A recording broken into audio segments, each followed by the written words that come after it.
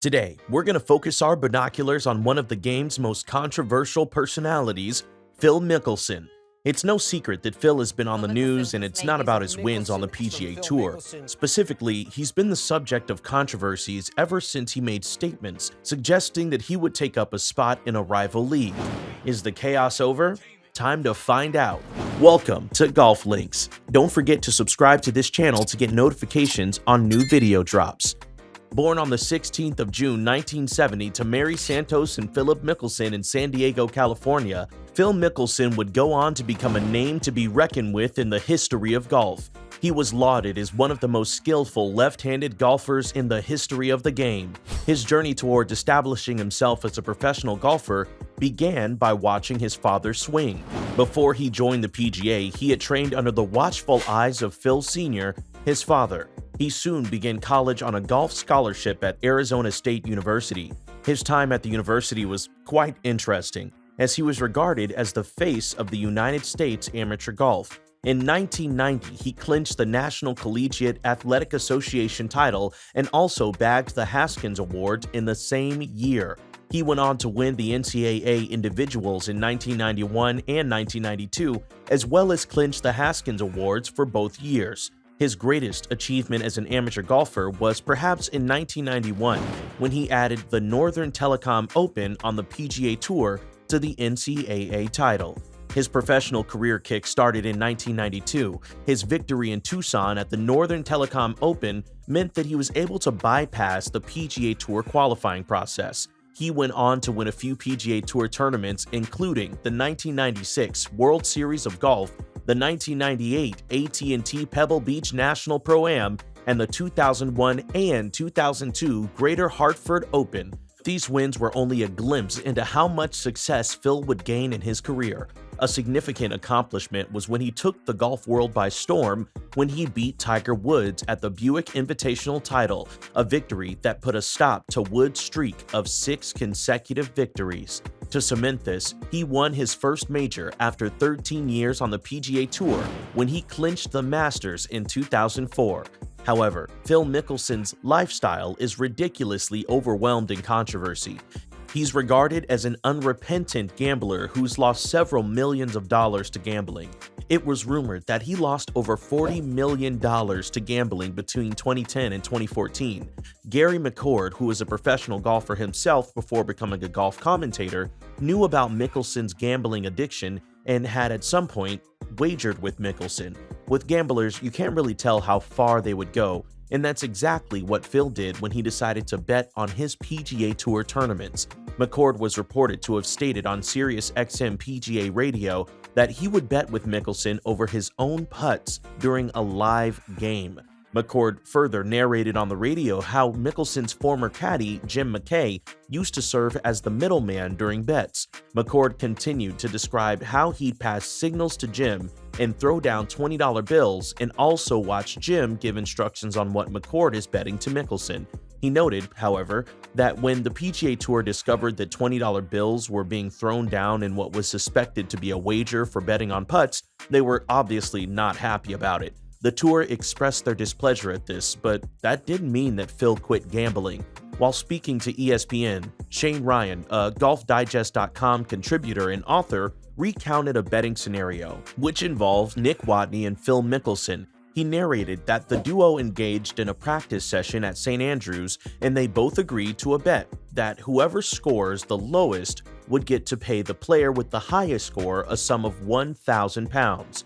Nick claimed that he rejected the game initially, but had to hop on it after a series of pressure from Phil and Dustin Johnson, who was also present at the practice round. At the end of the game, Nick, who had the lowest score, lost the game and handed a $1,000 bill to Mickelson. Phil reminded Nick that they were in the United Kingdom and should be paid in pounds instead. Eventually, Nick had to increase this by another $700. Of course, Nick learned his lesson about gambling with a professional, but this was also proof that many people encouraged Phil's gambling habits.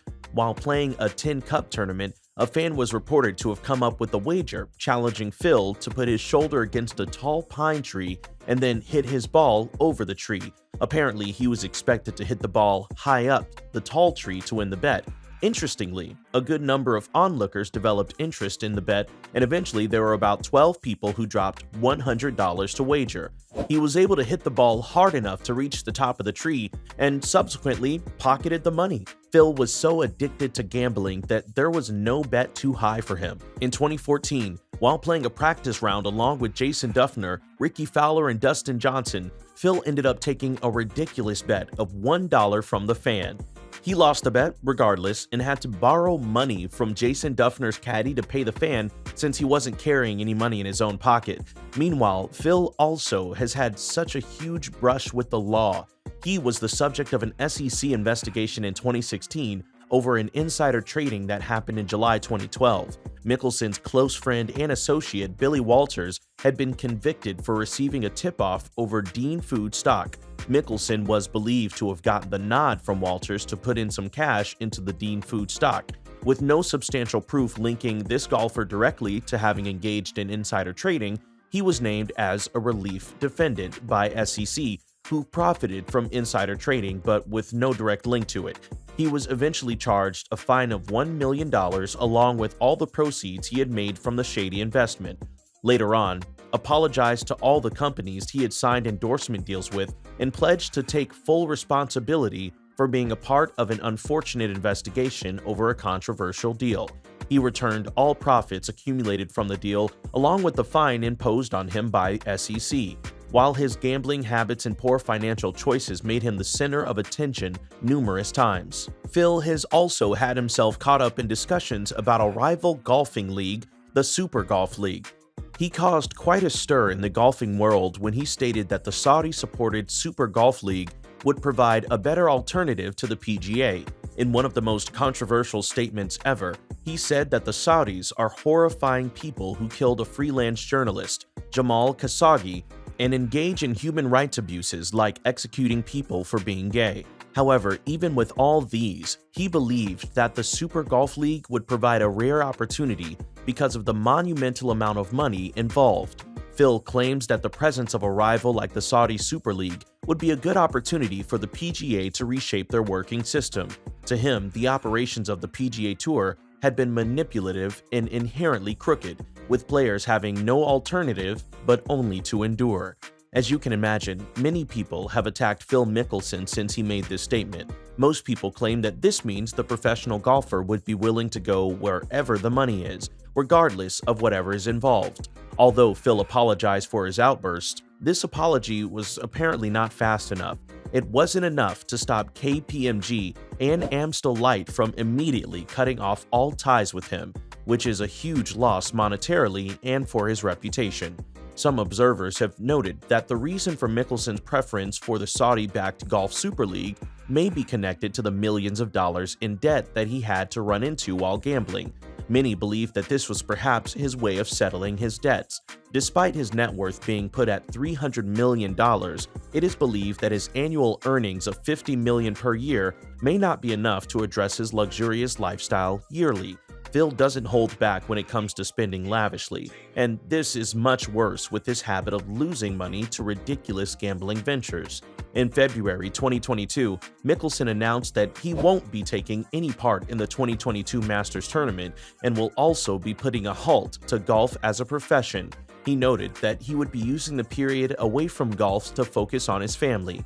However, we can't say for sure if we've seen the last of Phil Mickelson, and this would be the final nail in the coffin for his golf career. We can only wait and see what happens next.